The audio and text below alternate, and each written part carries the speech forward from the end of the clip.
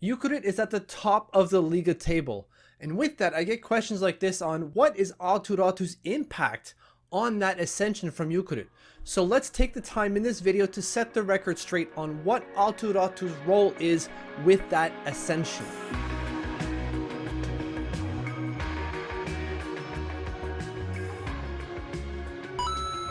Now obviously right away you're saying Jukurit was at the bottom of the table or near the bottom before Aatu Räty got there, and now they're at the top, baby. Aatu Räty is the reason. That's not the case, and let's talk about why that is exactly. First, you have to realize that Aatu Räty didn't get to Jukurit until the beginning of November. I think the trade was done October 31st. So there are quite a few games, 19 games to be precise, played before he even got there. And yes, they weren't really high in the standings. They certainly weren't first. But as you can see here with the table and their form leading up to the trade where he joined Jukurit, they were trending in the right direction. They had gone with a 3-game winning streak just before he got there and had won 4 of their previous 6 games. Things were trending in the right direction for Jukurit before Aatu Räty even joined them. Now you can see that ascension in these power rankings that I got from Liiga English. It's a Tumblr page. I'll have the site in the comments below. And you can see the 6-week power ranking in Liiga. Jukurit is at the bottom. That's 2 weeks before they get Aatu Räty. The next week, they're jumping to 10 in week number 7 from 15. That's a huge jump. They just jumped 5 spots before Aatu Räty even joins, right? And now, of course, now they've jumped from 10th to 1st over a number of weeks, so that's obviously a good thing with Aatu Räty. But there's more than just Aatu Räty at play here for Jukurit. And then when you look at things from a production standpoint, they have the league leading scorer on their team in Petrus Palmu. He has 45 points in 48 games at the time of recording, and he plays on Aatu Räty's wing. Now, they're both benefiting from one another, but Petrus Palmu was already one of the top scoring players in the league before Aatu Räty even got there, and he's just continued to do so. He is an elite player at this level, he being Petrus Palmu. There is no question about it. And then you also have Simon Stransky, who's 17th in scoring at the time of recording for Jukurit. Now, with Aatu Räty in the mix, who is doing excellent and very, very well for Jukurit, they now have 3 players in the top 20 for scoring.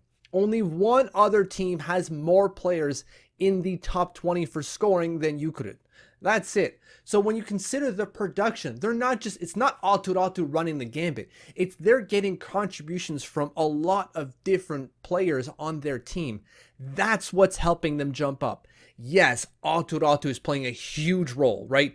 30 points in 36 games. Massive. That's a massive thing for Jukurit. But it's not just him. He is getting other players, or this team is getting other players to contribute as well. And it's not just the production. You've got to look at goaltending as well. When it comes to Oskari Salminen, he leads the league in wins with 23. And I know I've written that on a number of occasions that wins shouldn't necessarily matter for a goaltender because that's a team stat. I'm putting it here because that seems to matter when it comes to Vezina trophies. So I'm putting it out there. He leads the league in wins. There's no question about that. He's also in the top 10 when it comes to goals against average and save percentage, right? He's 8th in terms of goals against average with a 2.28. Keep in mind, he's played the most out of any player or any goalie in the entire league with 46 games played. And his save percentage is at a 9.125. That's pretty damn good for a guy who's played as frequently as he has. Again, he's 7th in the league for save percentage.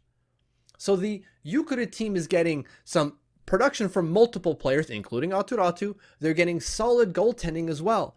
Like, there's a lot at hand here, and it's not just they got Aatu Räty, so they moved from the bottom to the top. Now, the picture I'm trying to paint here isn't to say, like, you got to not think of Aatu Räty as a good piece of this team. Now, he's a very big piece for this team, but he is not the be-all and end-all as to why Jukurit went from 10th, let's say, to 1st now that they've got Aatu Räty. The pieces were already there. The team was already trending in the right direction.